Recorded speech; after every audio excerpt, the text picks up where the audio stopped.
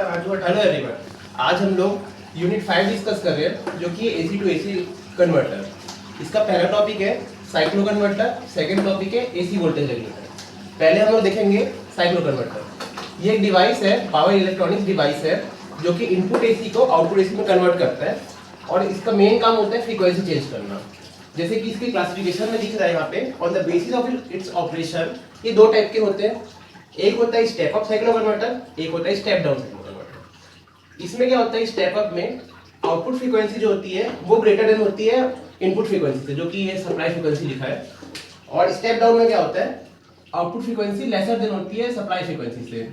ये इनपुट है, ये आउटपुट है। ठीक है, आप इसके कॉन्फ़िगरेशन के बेसिस में दो टाइप के होते हैं, mid point type cycloconverter और bridge type cycloconverter. Third है इसका डिपेंडिंग अपॉन द फेजेस। ये तीन टाइप के होते हैं, single phase to single phase cycloconverter, three phase to single phase cycloconverter और three phase to three phase cycloconverter. हम लोग बेसिकली अभी ये दो पार्ट को देखेंगे। थर्ड पार्ट हमारे सिलेबस में नहीं है, मैं अकॉर्डिंग टू बीआईटी के सिलेबस के हिसाब से वीडियो बना रहा हूँ, तो ये हमारे सिलेबस में इंपॉर्टेंट नहीं है। अभी हम लोग ये दोनों टॉपिक के बारे में देखेंगे। ओके, तो पहला टॉपिक है single phase to single phase step up cyclo converter. इसमें पहले हम लोग देख रहे हैं मिड पॉइंट में। ये इसका सर्किट डायग्राम है। इसमें चार साइस्टर लगते हैं, P1, N1, P2, N2।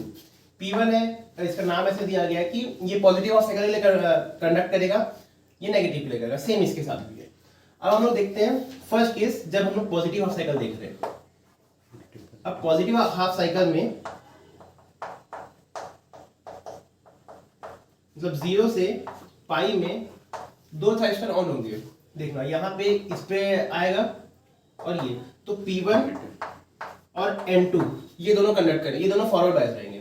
अब शुरुआत में हम लोग क्या कर रहे हैं कि P1 को ट्रिगरिंग कर रहे हैं। यहाँ से कुछ टाइम पीरियड के लिए P1 को ट्रिगरिंग की है, ये P1 का टाइम पीरियड है। ठीक है, फिर हम लोग P1 को फोर्सफुली ऑफ करते हैं और N2 को ट्रिगर कर रहे हैं। तो देखो यहाँ से P1 हुआ, यहाँ फोर्सफुली P1 को ऑफ करके N2 कंडक्ट करा रहे हैं, ये हुआ।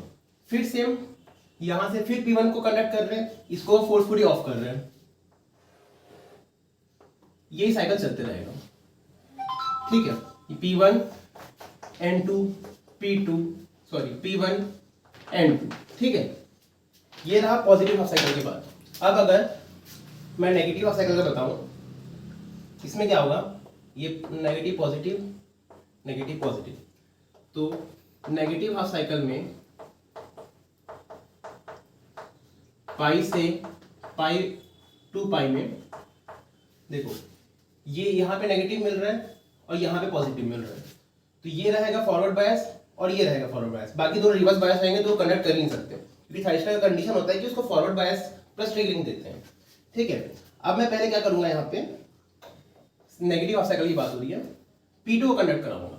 अब P2 कंडक्ट करा रहा हूं तो करंट ऐसे फ्लो होगा, ये प्लस माइनस V0, तो P2 ऐसे कंडक्ट करेगा। ठीक है, फिर यहाँ पे सेम कॉन्सेप्ट, P2 को क्या बोलते हैं कम्यूटेट करके ऑफ करेंगे और N1 को कंडक्ट कराएंगे। यहाँ से आपका N1 कंडक्ट करेगा। अब जब N1 कंडक्ट कर रहा है तब क्या हो रहा है, देखो करंट ऐसे फ्लो हो रहा है, ये इसमें क्या हो रहा है प्लस माइनस, जो वोल्टेज पहले मिल रहा था उससे अपोजिट वोल्टेज मिल रहा है, तो वो वही यहाँ शो किया है। सेम कॉन्सेप्ट यहाँ पे था, यहाँ पे नहीं बता पाया था मैं। ठीक है, ये हो रहा है N1, फिर इसको कम्यूटेट कराएंगे, फिर P2 ऑन होगा, फिर N1 ऑन होगा, ये साइकिल चलते रहेगा। ठीक है, ये बेसिकली वेव फॉर्म है आपका स्टेप अप साइक्लो कन्वर्टर का। अब इसमें हम लोग को देखना है कि आउटपुट फ्रीक्वेंसी कैसे बढ़ रही है, इसको मैं बताता हूं। अब हम लोग देखेंगे कि इस वेव फॉर्म से एनालाइज करेंगे कि कैसे आउटपुट फ्रीक्वेंसी जो है वो बढ़ गया है इनपुट फ्रीक्वेंसी से। देखो, एक कोई भी सिग्नल लेते हैं, उसको हम लोग टाइम पीरियड कैसे डिफाइन करते हैं कि टाइम पीरियड क्या होता है कि सिग्नल जब रिपीट करना चालू हो रहा है, जैसे साइनोसॉइडल वेवफॉर्म है, ये 0 पाई 2 पाई, तो हम लोग कैसे बोलेंगे, इसका टाइम पीरियड हम लोग कैसे डिफाइन करेंगे। टाइम पीरियड वो होता है कि जहां से वो सिग्नल अपना पहले का वेवफॉर्म रिपीट करना चालू हो रहा है। तो जैसे यहां से चालू होता है 0 से बढ़ रहा है, कम हो रहा है, ऐसा सेम चीज वो यहां से चालू कर रहा है 2 पाई से, इसलिए हम लोग T0 जो है उसको 2 पाई बोलेंगे। ठीक है, उसी की जगह अगर सिग्नल ऐसा होता कि मान लो ये सिग्नल, ये सेम सिग्नल अगर मैं ऐसे बनाता π/2 और पाई से, तो इसका टाइम पीरियड क्या हो जाता, t0 पाई हो जाता। अब सिग्नल कैसा भी हो, ठीक है। अब सेम कॉन्सेप्ट हम लोग यहाँ देखेंगे। देखो यहाँ जो तुम आप हमारा टाइम पीरियड है वो कितना है, t0 जो है वो 2 पाई है, ठीक है। यहाँ पे अगर हम लोग देखें तो सिग्नल रिपीट कब हो रहा है,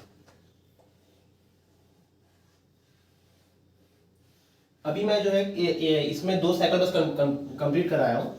तो यहाँ हम लोग अगर देखेंगे तो एक साइकिल हमारा कंप्लीट हो रहा है यहाँ पे, मतलब t0 π/2 से, ठीक है।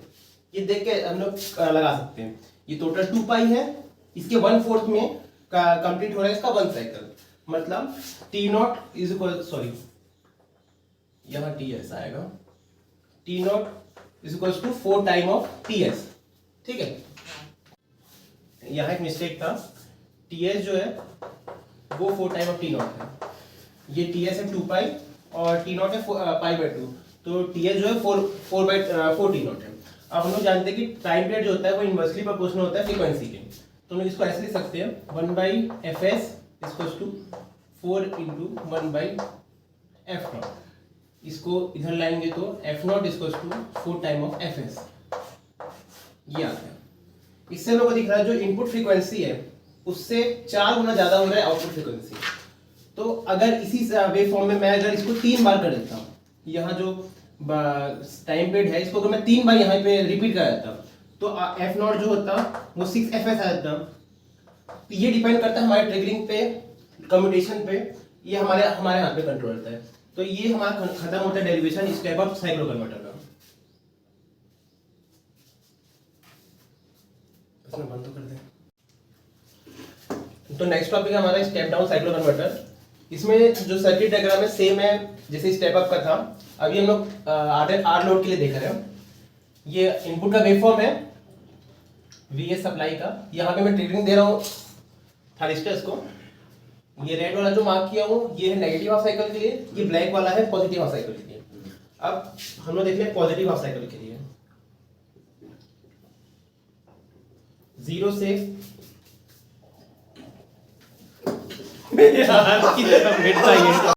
हमारा नेक्स्ट टॉपिक है स्टेप डाउन साइक्लो कन्वर्टर। इसका सर्किट डायग्राम सेम है जैसे स्टेप अप के था। इसमें आउटपुट फ्रीक्वेंसी जो होती है वो सप्लाई फ्रीक्वेंसी से कम होती है, ठीक है। इसमें जो मैं ये रेड मार्क किया हूँ ये नेगेटिव हाफ साइकिल के बता रहा है, ये ब्लैक वाला पॉजिटिव हाफ साइकिल के लिए, ठीक है। इसमें भी सेम 4 ट्रांजिस्टर यूज होते हैं P1 N1 P2 N2, ठीक है। अब पॉजिटिव हाफ साइकिल अगर हम लोग देख रहे हैं तो कौन कौन से ट्रांजिस्टर हम लोग का फॉरवर्ड बायस में, इससे है हमारा P1 और N2। P1 में पॉजिटिव मिल रहा है P1 के एनोड पे, और N2 के कैथोड में नेगेटिव मिल रहा है। तो P2 P1 और N1 जो है ये फॉरवर्ड बायस में, ठीक है। और नेगेटिव हाफ साइकिल में क्या है, कैमरा फेस करना जो को देख रहा था तू।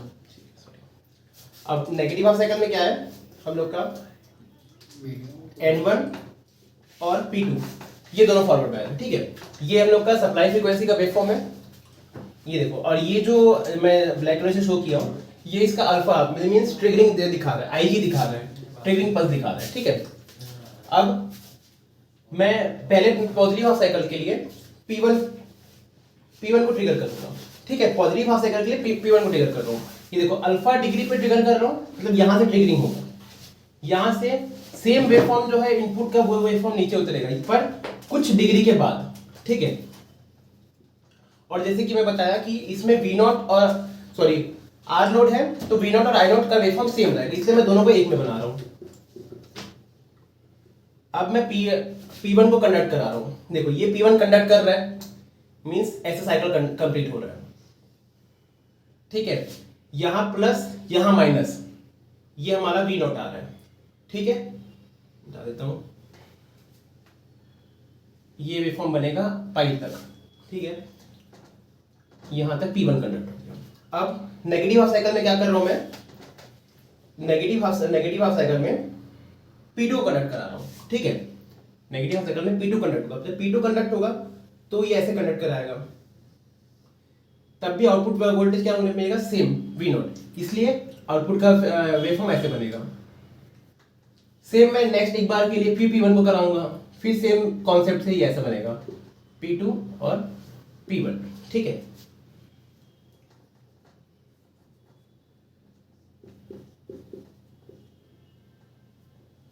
अब नेगेटिव की बारी आ रही है। नेगेटिव के लिए मैं कैसे करूंगा, पहले N1 को कंडक्ट कराऊंगा, यहां से N1 कंडक्ट होगा, यहां पे ट्रिपिंग के N1 कंडक्ट होगा। जब N1 कंडक्ट हो रहा है तो देखो यहां पॉजिटिव है, यहां नेगेटिव, सॉरी ये नेगेटिव साइकिल में यहां पॉजिटिव ये नेगेटिव है, तो जो करंट फ्लो होगा वो इस डायरेक्शन में फ्लो होगा। आउटपुट वोल्टेज का जो पोलैरिटी रहेगा वो यहां प्लस यहां माइनस है, इसलिए जो आउटपुट वेवफॉर्म होगा वो हमारा ऐसे बनेगा, ठीक है। ये बन गया हम लोग का N1। अब फिर पॉजिटिव हाफ साइकिल आ गया, यहाँ का पॉजिटिव हाफ साइकिल है, यहाँ के लिए देख रहे हैं, फिर पॉजिटिव हाफ साइकिल आ गया, फिर मैं यहाँ पे कंडक्ट कराऊंगा N2 को। N2 के कारण कैसे कंडक्ट होगा, ये प्लस माइनस V नॉट, ठीक है। फिर से वोल्टेज रिपीट होगा, फिर मैं N1 को कंडक्ट कराऊंगा, फिर आएगा, तो ये फिर N2 फिर N1। अब इससे हम लोग को दिख रहा है कि जो TS है सप्लाई का टाइम पीरियड उससे 3 गुना ज्यादा है आउटपुट का टाइम पीरियड। T0 जो है वो 3 टाइम ऑफ TS है, ठीक है।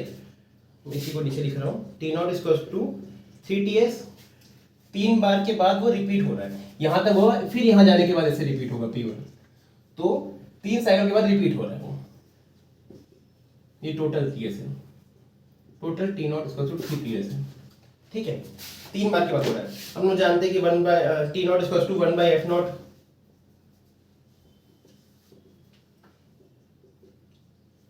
तो Fs जो सप्लाई फ्रीक्वेंसी रहेगा वो 1/3 टाइम्स ऑफ तो कट कर ले।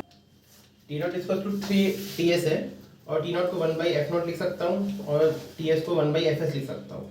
तो इधर से आ जा रहा है कि Fs equals to 3 time of T0, मतलब F0 सॉरी, तो F0 equals to 1/3 Fs। Output frequency जो है वो सप्लाई फ्रीक्वेंसी से 3 टाइम लेस है, मींस हमारा स्टेप डाउन ऑपरेशन हो गया यहाँ पे। तो यहाँ ये टॉपिक खत्म होता है। बोला